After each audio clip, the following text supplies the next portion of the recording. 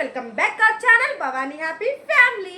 అందరూ ఎలా ఉన్నారండి? అందరూ బాగుండాలి, అందులో నేను ఉండాలి. సో అందరూ బాగుండాలని భగవంతుడిని మనస్ఫూర్తిగా అయితే కోరుకుంటున్నాను. సో అందరికీ భగవంతుడు ఆయుర ఆరోగ్యాలు అలాగే దీర్ఘాయుష్ని ప్రసాదించాలని మనస్ఫూర్తిగా కోరుకుంటున్నానండి. సో ఈరోజు వీడియో ఏంటంటే కనుక అసలు ప్రెగ్నెన్సీలో గ్రోత్ స్కాన్ అనేది చాలా ఇంపార్టెంటా, ఎందుకు ఇంపార్టెంట్, అసలు గ్రోత్ స్కాన్ తీయించుకోవడం వల్ల ఉపయోగాలు ఏంటి, సో ఇవన్నీ కూడా మనం డీటెయిల్గా తెలిసేసుకుందాం. సో వీడియోలోకి వెళ్ళిపోయి అంతకన్నా ముందు ఏం చేయాలో తెలుసు కదా. ఇంకా ఎవరైనా మన ఛానల్ని సబ్స్క్రైబ్ చేసుకోకపోతే, లేకపోతే ఇప్పుడే కనుక ఫస్ట్ టైం మన ఛానల్ని చూస్తున్నట్లయితే కనుక వెంటనే సబ్స్క్రైబ్ చేసుకుని అలాగే పక్కనే బెల్ ఐకాన్ ఉంటుంది, దాన్ని టింగ్ మనం ప్రెస్ చేశారంటే అలాగే నోటిఫికేషన్ ఇచ్చారంటే నేను ఏ వీడియో పెట్టినా మీ వరకు చేరుతుంది. So please subscribe our channel Bhavani happy family. So family అంతా కూడా హ్యాపీగా ఉండాలి. యాజ్ ఒక ఆడది హ్యాపీగా ఉంటేనే, హెల్తీగా ఉంటేనే మొత్తం హోల్ ఫ్యామిలీ కూడా హెల్తీ అండ్ హ్యాపీ అనమాట. సో ఇది ఒక చిన్ని మంచి మాట టైప్ అనమాట. సో అసలు ప్రెగ్నెన్సీలో గ్రోత్ స్కాన్ అనేది ఎందుకు ఇంపార్టెంట్, కంపల్సరీ గ్రోత్ స్కాన్ అనేది వెరీ వెరీ ఇంపార్టెంట్ అనమాట. మస్ట్ అండ్ షుడ్గా గ్రోత్ స్కాన్ అనేది కంపల్సరీ తీయించుకోవాలండి. గ్రోత్ స్కాన్ అనేది మనకి 9 నెలలు పడగానే తీస్తారు, లేదా 8వ నెలల చివరిలో కానీ తీస్తారనమాట. అసలు గ్రోత్ స్కాన్ అనేది ఎందుకు ఇంత ఇంపార్టెంట్ అని కనుక తెలుసుకుంటే కనుక మనకి ఈ గ్రోత్ స్కాన్లోనే అంటే మన బేబీ వెయిట్ అనేది ఎంత ఉంది, సో అది మనకి ఉమ్మనీరు అనేది ఎలా ఉంది, అసలు బేబీ డెలివరీకి ఈ డెలివరీకి కరెక్టా కాదా, అసలు డెలివరీ టైప్ ఇదేనా ఏంటి అనేసి అన్నీ కూడా ఇందులో తెలుస్తాయి అనమాట. సో ఇప్పుడు మనకి 6th మంత్లో అవయవాల స్కానింగ్ ఎలా అయితే ఇంపార్టెంటో, సో 6th మంత్లో అవయవాల స్కానింగ్ అనేది కూడా మస్ట్ అండ్ షుడ్ అనమాట. సో మనకి చక్కగా అందులో అవయవాలు ఇవన్నీ కూడా తెలుస్తాయి కదండి. సో ఇప్పుడు చాలామంది కొంతమంది ఏమనుకుంటారంటే, ఇప్పుడు ఎవరు అనుకోలేండి, ఎందుకంటే ప్రెగ్నెన్సీలో ఇప్పుడు ఉన్న వాళ్ళందరూ కూడా చాలా కేర్గానే ఉంటున్నారు కాబట్టి. సో అంటే కొంతమంది ఏమనుకుంటారంటే కనుక పెద్దవాళ్ళు కానీ ఎవరైనా ఒకవేళ ఏమనుకుంటారంటే, ఎందుకు అవయవాల స్కానింగ్ తీసుకున్నాం కదా, అందులో చక్కగా అన్ని ముక్కు చెవులు అన్నీ బాగున్నాయని వచ్చినాయి కదా, ఇంకెందుకు గ్రోత్ స్కాన్ అనుకోవచ్చు. కానీ కంపల్సరీ గ్రోత్ స్కాన్ అనేది తీయించుకోవాలండి. గ్రోత్ స్కాన్ కొంతమందికి 6th మంత్లో అసలు అవయవాల స్కానింగ్ అనేది తీస్తారు. కొంతమందికి అయినా కాంప్లికేషన్స్ అలాంటివి గట్టా ఉంటే కనుక గ్రోత్ స్కాన్ అనేది 8th మంత్ రాగానే తీస్తారు, లేకపోతే 9th మంత్ అలా 9th మంత్లో ఒకటి తీస్తారు, అట్లా 2 అలా తీయచ్చు అనమాట. కొంతమందికి హెల్దీ ప్రెగ్నెన్సీ అన్నీ ఉంటే కనుక 8th మంత్ చివరిలో కానీ 9th మంత్ పడగానే కానీ మనకి గ్రోత్ స్కాన్ అనేది తీస్తారనమాట. సో అసలు ఈ గ్రోత్ స్కాన్ అనేది ఎందుకు అంత ఇంపార్టెంట్ అంటే కనుక మన బిడ్డ ఈ భూమి మీదకి రావడానికి రెడీగా ఉందా లేదా అని తెలుసుకోవడానికి ఇది మస్ట్ అండ్ షుడ్ అనమాట. అలాగే మనం చక్కగా మనం కూడా ఏమన్నా రెడీగా ఉన్నామా లేదా డెలివరీకి అని తెలుసుకోవడానికి కూడా గ్రోత్ స్కాన్ అనేది చాలా యూజ్ అవుతుంది. అసలు గ్రోత్ స్కాన్లో తెలుస్తుందండి మన బేబీ అసలు ఎలా ఉంది, బేబీ ఎట్లా అంటే ఓకే బేబీ వెయిట్ ఎంత ఉంది, బేబీ లెంత్ హైట్ ఎంత ఉంది, సో ఇవన్నీ కూడా మనకి గ్రోత్ స్కాన్లో చక్కగా తెలుస్తాయి. అప్పుడు ఆ బేబీ అంటే వాళ్ళు కరెక్ట్గా టైం అనేది ఇవ్వచ్చు, అంటే డెలివరీ టైం ఇస్తారు. స్టార్టింగ్ స్కానింగ్లోనే డెలివరీ టైం అనేది ఇచ్చేయచ్చు. సో తర్వాత కొంతమందికి కొంచెం మంత్ అలా వచ్చి కొంత ఒకరికి మారుతుంటుంది, ఎక్కువేం కాదు, ఒక వారం అటు ఇట్లో 10 రోజులు అటు ఇట్లో మారుతుంది. సో ఒకవేళ మనకి స్కానింగ్లో ఇచ్చినప్పుడు గ్రోత్ స్కానింగ్లో డెలివరీ డేట్ ఇస్తారు, పక్కగా అప్పుడే అవుతుందా అంటే కనుక పక్కగా అప్పుడే అవుతుందని నేను అన్నండి. ఎందుకంటే కొంతమందికి 4 రోజులు అటు ఇటు అవ్వచ్చు, 10 రోజులు అటు ఇటు అవ్వచ్చు, ఒక 1 రోజు అటు ఇటు అవ్వచ్చు.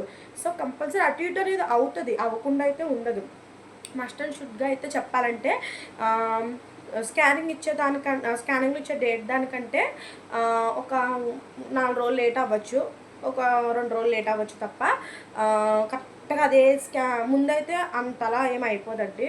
సో అలాగే ఉమ్మనీరు అనేది ఎంత ఉంది, ఉమ్మనీరు అనేది మనకి తెలుస్తుంది, ప్రతి స్కానింగ్లో తెలుస్తుంటుంది ఉమ్మనీరు అనేది ఎంత ఉంది ఏంటి ఇవన్నీ కూడా. సో ఉమ్మనీరు అనేది ఎంత ఉంది ఏంటి అంటే తక్కువ ఉందా ఎక్కువ ఉందా, సో ఇవన్నీ కూడా ఈ గ్రోత్ స్కాన్లో కూడా తెలుస్తాయి. అలాగే మన ప్లాసెంటా అనేది ఎలా ఉంది, సో అప్పర్ సెగ్మెంట్ ఉందా లేకపోతే లోయర్ సెగ్మెంట్ ఉందా, సో ఇవన్నీ కూడా మనకి తెలుస్తుంది. అంటే కింద ఉందా ప్లాసెంటా, పైన ఉందా ప్లాసెంటా, సో అలాంటివి. సో ఇవన్నీ కూడా మనకి తెలుస్తాయి గ్రోత్ స్కానింగ్లో. సో మన ప్రెగ్నెన్సీలో ఏదైనా ఒక చిన్ని మెడిసిన్ కానించి చిన్న ఇంజెక్షన్ కానించి మనం డెలివరీ అయ్యేంత వరకు కూడా మనకి ఏదైనా ఇంపార్టెంటే అనమాట. ఈ జర్నీలో మనకి ప్రతిదీ ఇంపార్టెంటేగానే మనం చెప్పుకోవాలి.